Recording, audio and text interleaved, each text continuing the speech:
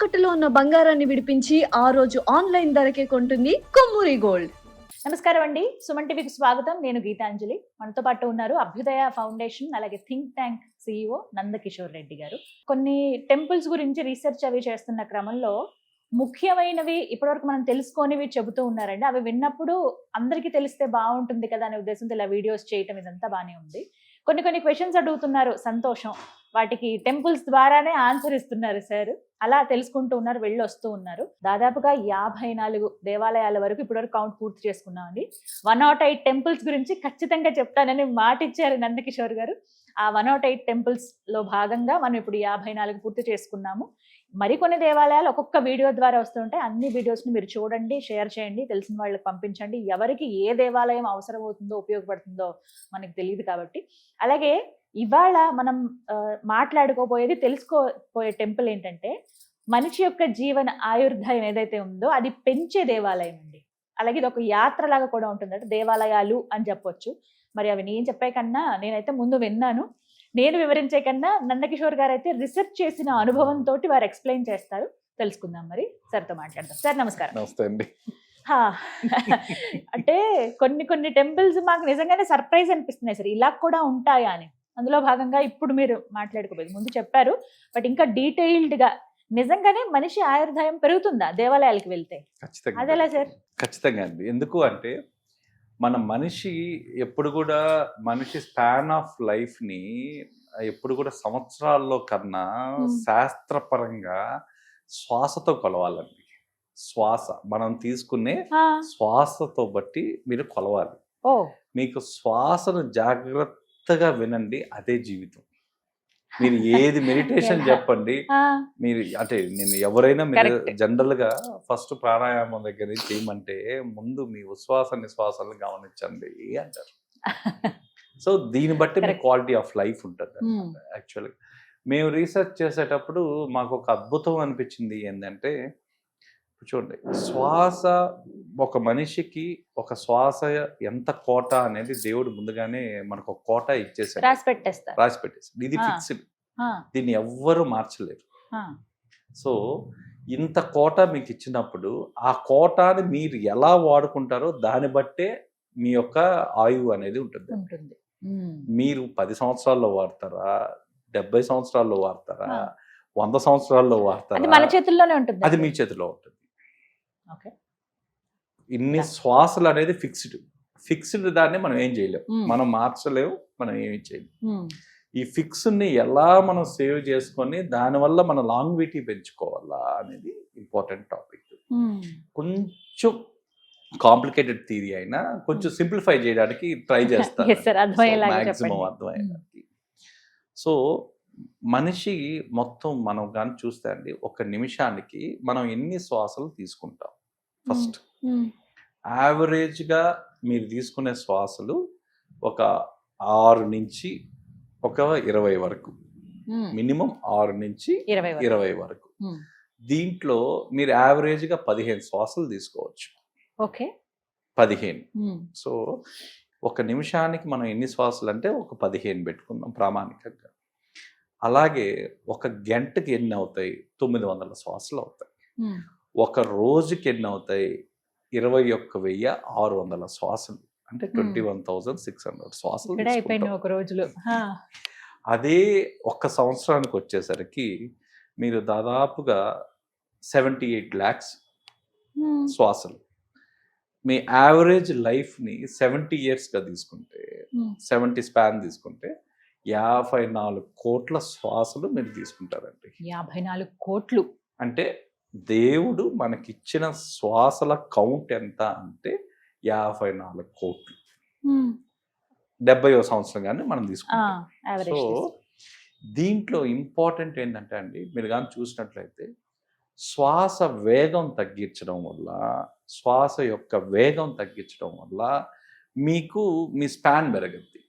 So ఎలా అంటే చూడండి, కుక్క ఉంటుంది, మీరు ఒక కుక్కను ఉదాహరణ కానీ తీసుకుంటే, ఆ కుక్క ఎక్కువ వేగంతో శ్వాస తీసుకోవడం వల్ల దాని ఆయుష్ లిమిటెడ్గా ఉంటుంది, కొన్ని సంవత్సరాలే ఉంటుంది. ఒక 15 సంవత్సరాలు, 16 సంవత్సరాలు, 20 సంవత్సరాలు మ్యాక్సిమం.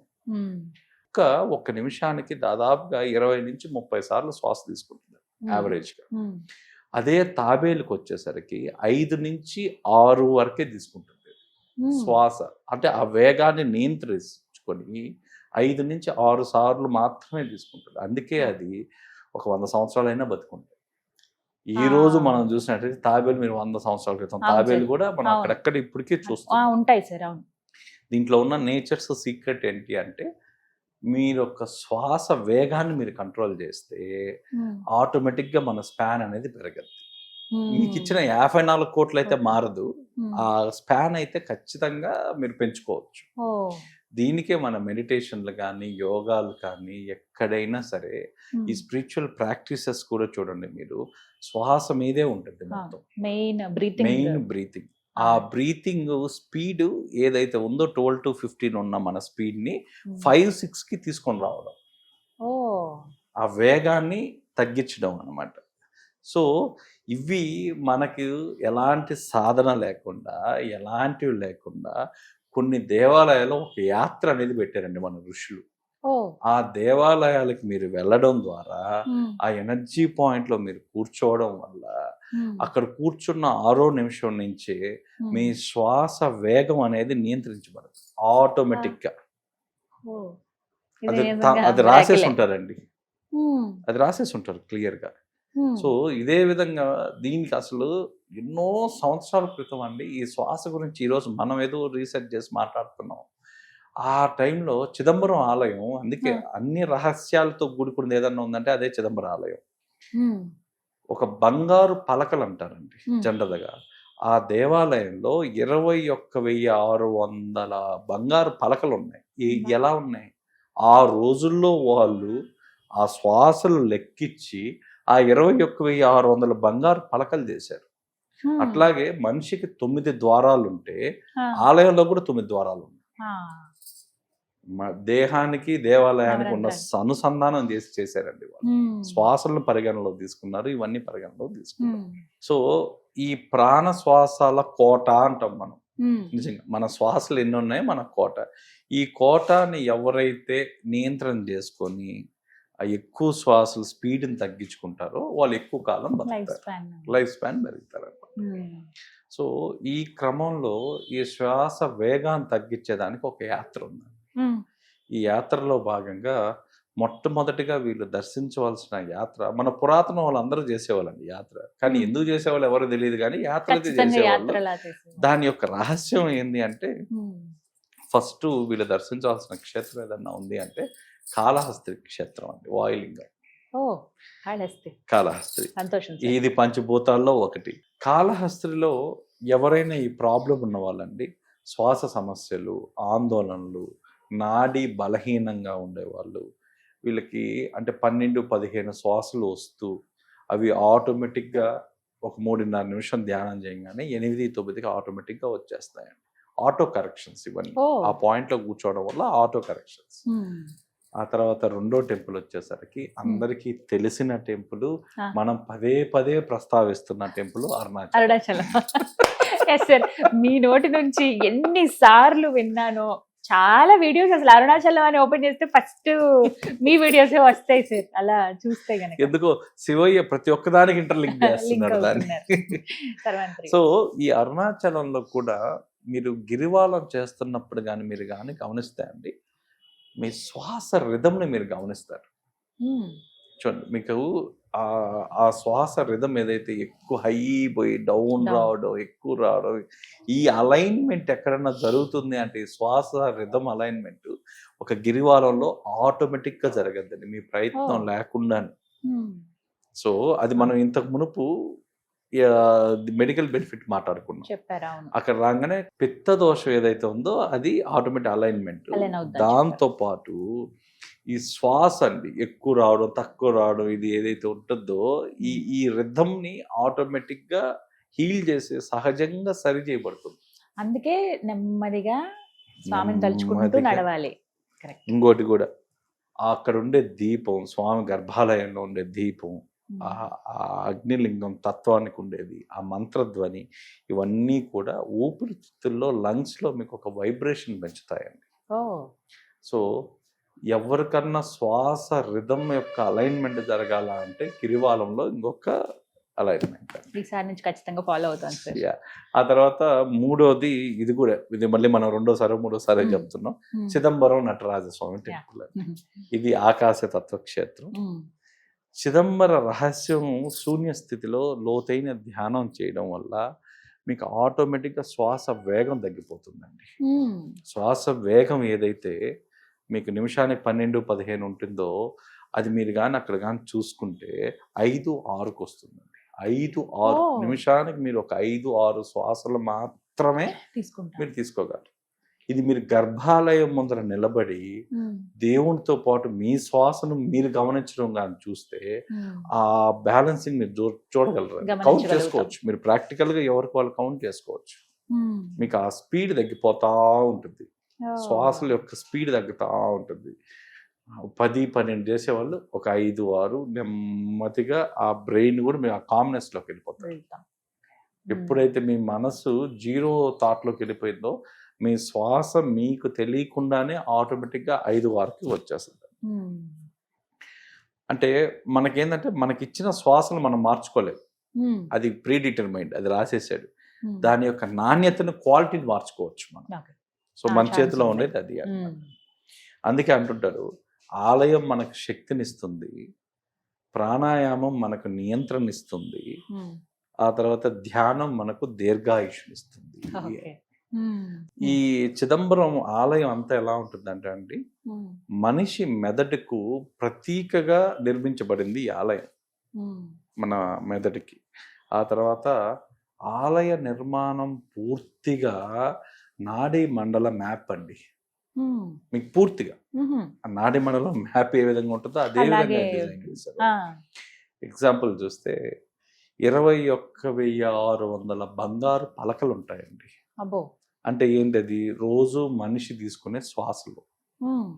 ఆ తర్వాత 72,000 గుళికలు ఉంటాయి. ఇవి ఏంటి, మన శరీరంలో ఉండే నాడులు, 72,000 నాడులు. ఆ తర్వాత 9 ద్వారాలు మన శరీర ద్వారాలు. సో ఇదంతా కూడా మన మనిషిని బట్టి దేహమే దేవాలయం అనే దానికి రెండిటికి అనుసంధానం చేసి కట్టిందండి ఈ దేవాలయం చిదంబరం. సో ఇక్కడ మీరు ధ్యానం చేయడం వల్ల క్రమేపీ మీ శ్వాస 5 నుంచి 6కు వచ్చేస్తుంది. ఇక్కడ కూడా సేమ్ 3.5 నిమిషం తర్వాత మీరు కూర్చొని ఒక 3.5 మినిట్ రీసెట్ అయిన తర్వాత మీ శ్వాస వేగం అనేది 5 నుంచి 6కు వచ్చేస్తుంది.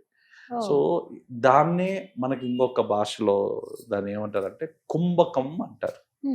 కుంభకం, ఈ పదం మీరు వినుంటారు. కుంభకం అంటే ఏంటంటే శ్వాస నిలిచిన స్థితి, శ్వాస నిలిచిన స్థితి అంటారు. అంటే శ్వాస చాలా సూక్ష్మంగా మారిపోద్ది. మీకు స్పీడ్ తగ్గే కొద్దీ అసలు ఒక శూన్యం, ఒకటి అంత ఎంప్టీనెస్, మైండ్ఫుల్నెస్ వస్తుంటుంది. కొన్ని క్షణాలు అది లేనట్లే అనిపిస్తుంది. అసలు మీరు శ్వాస తీసుకుంటున్నావా లేదా అంటే అంత కామ్ అయిపోతుంది. ఆ స్పీడ్ అంత స్లో అయిపోయి టోటల్ గా అసలు ఉందా లేదా అనే స్టేజ్కి వస్తాం. ఆ స్టేజ్ ఏమంటారు అంటే కుంభకం అంటారు. ఇది కొన్ని సంవత్సరాలు యోగా ప్రాక్టీస్ చేస్తే గానీ మీకు రానిది. కేవలం మీరు ఈ ఆలయంలో కూర్చున్న 3.5 నిమిషానికే దీన్ని ప్రతి ఒక్కరు ఎక్స్పీరియన్స్ అవుతారండి. ప్రతి ఒక్కరి అనుభవంలోకి వస్తుంది. సో ఈ కుంభకం అనే ఎక్స్పీరియన్స్ ని అంత మునుపు మహానుభావులు చేసుకునేవాళ్ళు, అంటే బయట ఏదో సాధనతో చేసేవాళ్ళు. ఇక్కడికి ఆలయంలో రాగానే మీకు ఆటోమేటిక్ గా వచ్చేస్తుంది. సో దీన్నే మీరు కేవల కుంభకం అని కూడా అంటారు. దీన్నే కేవల కుంభకం అని కూడా అంటారు. సైంటిఫిక్ గా చెప్పాలి అంటే, మీకు సైంటిఫిక్ లాంగ్వేజ్ లో చెప్పాలి అంటే, మెటబాలిజం స్లో డౌన్ అయ్యే ప్లేస్. మీ యొక్క మెటబాలిజం స్లో డౌన్ అవుతుంది అక్కడికి వచ్చేసరికి. స్పిరిచువల్ గా చెప్పాలి అంటే కాలాన్ని నియంత్రిస్తారు అని అర్థం. కాల నియంత్రణ అంటారు. అందుకని ఇది ఎలా ఉంటుందంటే, మీరు కానీ చూస్తే ఒక శిశువు పుట్టేటప్పుడు ఫస్ట్ ఇన్హేల్ అంటాం, శ్వాస తీసుకుంటాడు. ఆ తర్వాత ఒక వ్యక్తి చనిపోయేటప్పుడు శ్వాస వదులుతాడు. ఆ మధ్యలో ఉండేదే ఈ శ్వాస కొలతలన్నీ. అలా చూడాలి. ఒక శిశువు జన్మించినప్పుడు తీసుకునే తొలి శ్వాస, ఒక మనిషి చివరిగా చనిపోయేటప్పుడు వదిలిన శ్వాస, ఈ రెండు మధ్యలో ఉండేది శ్వాస కొలతలు. సో వీటిలో మనం చేయాల్సిన ప్రాక్టీస్ వల్ల మన దీర్ఘాయుషుకి ఏంటంటే మన యొక్క శ్వాస వేగాన్ని నియంత్రించడం. సో నియంత్రించిన వేగాన్ని మనం ఇంటికి వచ్చి మన సాధన ద్వారా దాన్ని స్టాండర్డ్గా చేసుకోవాలి, ఫిక్స్డ్ చేసుకోవాలి. సో ఈ విధంగా మీరు అన్నట్టు దీర్ఘాయుషు ఈజీగా పెంచుకోవచ్చు అండి. ఆయుర్దాయం మన చేతుల్లోనే ఉంది అని అంటారు. ఒక్కసారి temple sir first first Kalahasti, Arunachalam తర్వాత చిదంబరం. దీని ఒక యాత్రగా చేసి ఇది ఎన్ని రోజులు అలా ఏమన్నా 2-3 రోజులైనా పర్వాలేదు. ఈ మనకి క్రమంలోనే ఇంపార్టెంట్ వెళ్ళాలి. ఏంటంటే క్రమ ప్యాటర్న్ మాత్రం ఇదేనండి. ఎందుకంటే ఈ ప్యాటర్న్ లో మీరు వెళ్తే మీ శ్వాస వేగం ఎంత నియంత్రించిందో మీ సొంతంగా మీరే ఎక్స్పీరియన్స్ కావచ్చు. అండ్ తరచుగా వెళ్తూ ఉండాలి, ఒక తరచుగా 2-3 months అలా గ్యాప్ తీసుకొని. ఒక 6 months ఇంత మునుపండి ఋషులు వీళ్ళ రాజులు కూడా, రాజులు తపస్సు వ్యక్తులు ఉన్న వీళ్ళందరూ కూడా ఈ ఆలయానికి వెళ్ళి వచ్చేవాళ్ళు. వెళ్ళేసి ఏ కోరిక కోరకుండా ఒక దగ్గర కూర్చొని ధ్యానం చేసుకునేవాళ్ళు. వీళ్ళు ఎందుకు ధ్యానం చేస్తారో తెలీదు, ఇక్కడ వచ్చి ఏమీ అడగరు. రాజులు కూడా ఏదన్నా దేనికన్నా వస్తే ఏం లే, పర్టికులర్ గా ఒక ఎనర్జీ పాయింట్ లో కూర్చోబెట్టేవాళ్ళు. కూర్చోబెట్టి ఆ తర్వాత వాళ్ళని ధ్యానం చేయమనేవాళ్ళు. కోరిక లేదు, ఏమీ లేదు. ఎందుకు అంటే దాంట్లో ఉన్న వెనకానున్న మెకానిజం ఏది ఉందంటే ఆ శ్వాస వేగం నియంత్రణ అనేది జరిగేది. హెల్దీ లైఫ్ ఇప్పుడు ఎంత తాపత్రయపడుతున్నాము, చక్కగా అటు దేవీ దేవతల దర్శనం ఫస్ట్ ముందు దేవాలయంలో దర్శనాలు అయిపోతాయి, ఆ ఎనర్జీని కూడా అందుకునే వాళ్ళం అవుతాం. బట్ ఇది చాలా ఇన్ఫర్మేటివ్ వీడియో సార్, ఎంతో మందికి ఉపయోగపడుతుందని భావిస్తున్నాం. ఈ క్రమంలో యాత్ర చేస్తే ఇంకా బాగుంటుంది. చాలా థ్యాంక్ యూ సార్. నమస్తే.